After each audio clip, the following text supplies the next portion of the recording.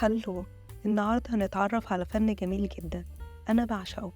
كله لعب بالألوان وتداخلات جميلة جدا، حاجة كده روعة. وكمان الأطفال بيستمتعوا بيه جدا، هما بيلعبوا بالألوان ويشوفوا ويلاحظوا تداخلات الألوان مع بعض وإزاي الشكل بيتغير. وما تخافوش خالص، مش هنبهدل الدنيا بالألوان، لأن هقولكم على طريقة سهلة جدا، وكمان هقولكم إزاي نحافظ على المكان نضيف من غير ما نبهدل الدنيا. بس قبل ما نبتدي، لو لسه كنت معانا، فأنا لينو، مهتمة بكل ما هو فنون وكرافت ودي اي واي وديكور، لأني جربت حاجات كتير في المجالات دي، فهتعرفوا معايا خفايا وتركات وتكنيكات هتخلي يومنا ودنيتنا حياتنا فيها لمسات ولحظات بتلمع زي الجليتر. فما تنسوش تعملوا لايك وشير وسبسكرايب، ويلا بينا نبتدي. علشان الفن ده يبقى سهل لينا ولولادنا، محتاجين نعمل الستاند ده. كل اللي محتاجينه 2 رول زي دول، ممكن نلاقيهم في رول المفارش البلاستيك، أو ممكن نستخدم رول مناديل المطبخ ونلزقهم في بعض لغاية لما نوصل للطول اللي احنا محتاجينه. المهم هنخرجهم كده، وفي النص هنحط زي ده أنا كان عندي من جاروف قديم، أخدته وركبته. مش مشكلة أبدا تكون نفس الحاجات عندكم، شوفوا انتوا ايه الماتريال المتاحة عندكم وحاولوا توصلوا للشكل ده بيها. وعلى العموم، لو مش هتعرفوا تعملوا الشكل ده فما تقلقوش خالص، في الفيديو الجاي هنعمل طريقة تانية سهلة جدا برضو لصب الألوان من غير ما نستخدم دي خالص. فاستنوا معايا الفيديو الجاي. دلوقتي عشان ما نبهدلش الدنيا بالألوان، هنا أنا فرشة مفرش بلاستيك كبير مغطي كل المساحة اللي عندي، وكمان حاطة كرتونة بيضة علشان اشتغل عليها. ده كله هيحميلي المكان بتاعي من غير اي طرطشة في الألوان. ودلوقتي علشان اصب الألوان هحتاج ازازة مايونيز او كاتشب زي دي، هفتحها من ورا كده، وبعد كده بخرامة او بمقص هخرم في ال4 جهات، وبعد كده بالخيط، اي خيط عندنا، هناخد المقاس ونقطع 4 خيوط زي بعض، وهثبتهم في الازازة بالشكل ده.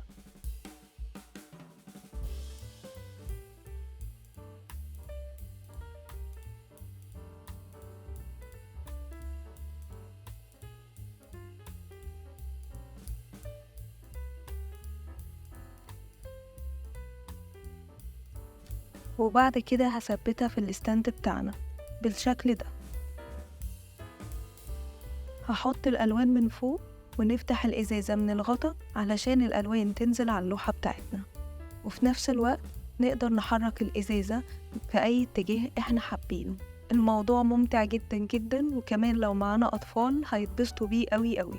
ودلوقتي أهم نقطة في الموضوع، عمل الألوان نفسها. ازاي نجهز الألوان وايه الأدوات اللي محتاجينها. كوبايات بلاستيك، غيرة أبيض اللي بيتباع في المكتبات، مش غيرة الخشب، ألوان أكليريك اللي تحبوها طبعا.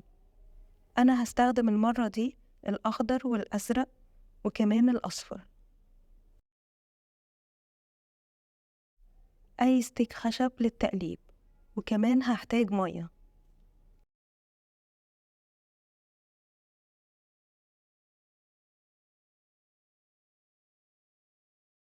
أول حاجة هنحط الغرة تقريبا ربع كوباية، وشوية مية صغيرين بمقدار معلقة أو معلقتين.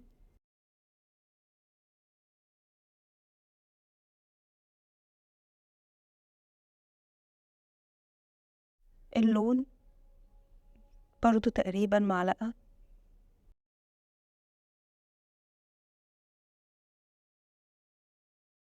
وهنقلبهم كلهم مع بعض.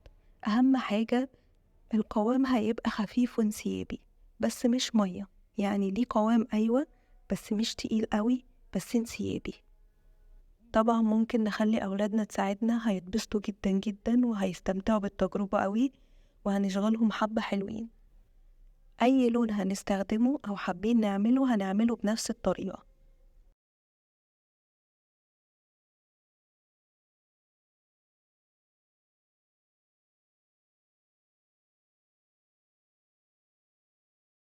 دلوقتي ابني هيحط اللون جوه الإزازة،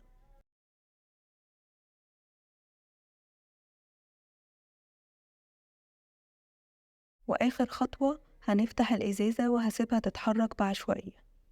أول تجربة لينا هنا هنستخدم لون واحد بس كمان ممكن نستخدم أكتر من لون.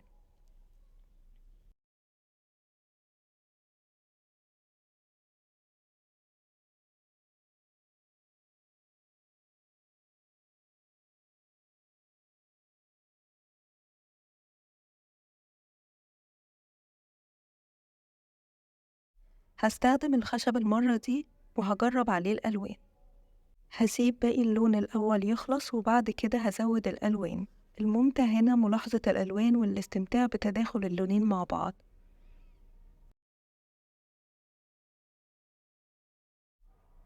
هزود بعد كده اللون الأخضر وهحركه شوية،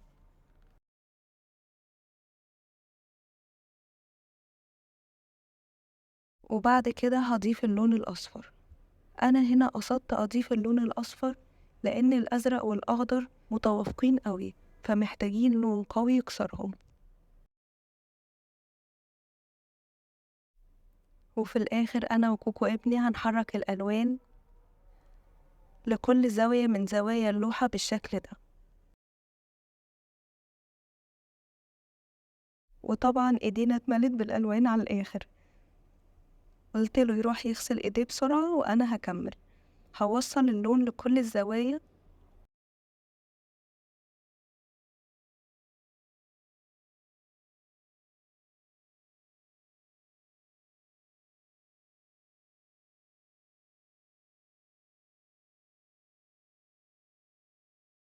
أولادي بعد ما خلصنا حبوا يلعبوا بالألوان اللي فاضلة على اللوحة الكرتون. هم عارفين إننا خلاص مش هنستخدمها تاني. سبتهم يلعبوا وينبسطوا، وبعد ما خلصوا لميت المفرش البلاستيك على بعضه مع الكرتونة بالشكل ده، وفي كيس كبير هحطها جوه. ويا دار ما دخلك شر، المكان نضيف جدا وأنا نقطة لون زي ما انتوا شايفين. وأشوفكم على خير الفيديو الجاي.